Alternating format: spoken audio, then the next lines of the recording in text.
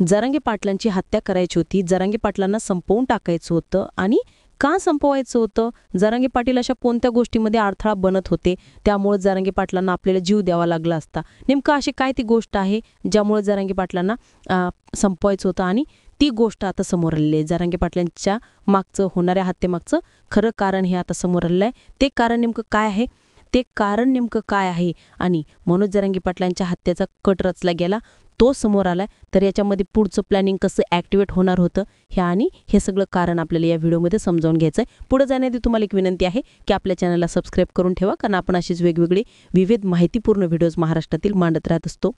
महाराष्ट्रामध्ये गेल्या 1-2 वर्षांपासून एक नाव गाजत आहे, तो म्हणजे जरांगे पाटील. अगदीच ब्रँड बनलेलं हे नाव बऱ्याच लोकांच्या डोळ्यामध्ये खटकताना आपल्याला आता पाहायला मिळते. जरांगे पाटलांच्या हत्येचा कट रचला गेला तो बीडमध्ये काही लोकांना सुपारी देण्यात आली अशा प्रकारचे आरोप आहेत आणि ते आरोप थेट माजी मंत्री असलेले धनंजय मुंडे यांच्यावर केलेले आहेत. धनंजय मुंडेंनी 250 कोटी रुपयांची सुपारी त्या आरोपींना दिली आणि नवे तर त्यांना गाडीनं उडवायची, गाडीसुद्धा स्वतःची देऊ अशा प्रकारची कॉल रेकॉर्डिंग श्री मनोज जरांगे पाटील यांनी दाखवली. याच्यामध्ये तथ्य भरपूर प्रमाणामध्ये दिसत आहेत आणि हे सगळ्या गोष्टी समोर आल्यानंतर, हे सगळं उघडकीस झाल्यानंतर हे सगळंच समोर येणार आहे. मात्र जरांगे पाटलांना संपवण्याचा अमोल खुने जी काय सुपारी घेतली होती आणि त्याचा एक साथीदार होता, तो अमोल खुने कोण होता?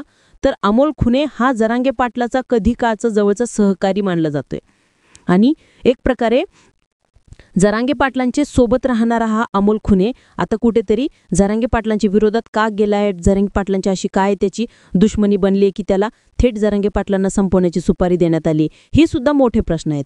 मात्र जरांगे पाटलांची सुपारी घेण्यामागचं खरं कारण काय आहे हे त्याला माहिती.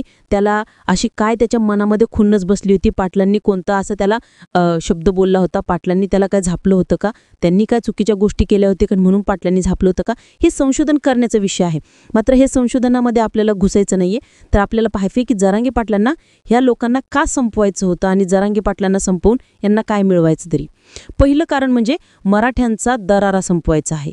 मराठ्यांना मिळालेलं, जो मराठा आजपर्यंत विखुरलेला होता, जो मराठा आजपर्यंत कधीही एक झाला नव्हता, जो मराठा आजपर्यंत कधीही एका व्यक्तीला आपला नेता मानणारा नव्हता, तो मराठा मात्र आज एक झालाय. तो मराठा मात्र आज कधीही एकत्र न येणारा, तो आज एकत्र आलाय.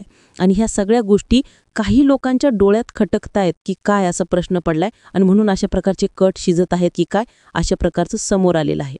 दुसरं म्हणजे जी दहशत निर्माण केली जरांगे पाटलांनी, अवघ्या कमी काळामध्ये धनंजय मुंडेंसारख्या नेत्यावर थेट टीका केली. त्यांनी थेट अशा प्रकारचे शब्द वापरलेत, जे शब्द धनंजय मुंडेंना वापरू शकत नाहीत असा कोणी. अशा प्रकारचे शब्द श्री मनोज जरांगे पाटील यांनी बऱ्याच वेळेस वापरलेत. आणि का वापरले ह्याचं बी कारण आहे.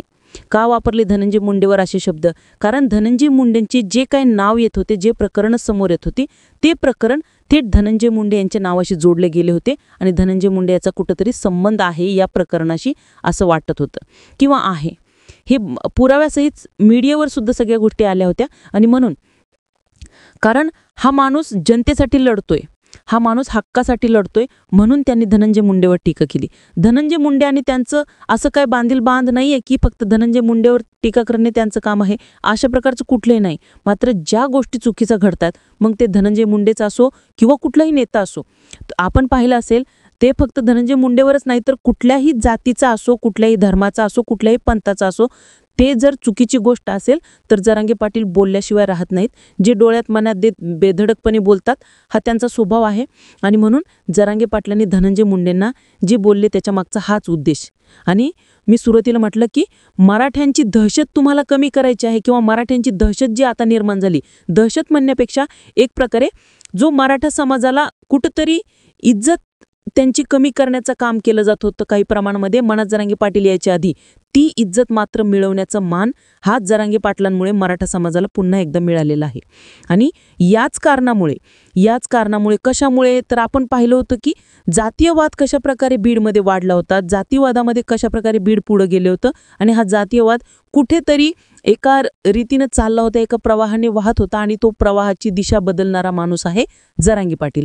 जरांगे पाटलांनी ती दिशाच संपून टाकली, ती दिशाच संपूर्णच टाकली म्हणायला हरकत नाही. जातीयवाद अगदी कापूनच टाकलं. माणुसकी काय असते, माणसाने माणसांशी माणसाप्रमाणे कशा प्रकारे वागावी हे जरांगे पाटलांनी त्यांच्या वर्तणुकीतून आणि त्यांच्या या धरणामधून दाखवून दिलं होतं. आणि हे सगळा जातीवाद जो होता तोच संपुष्टात आणण्याचं काम स्वतः मनोज जरांगे पाटलांनी केलं होतं.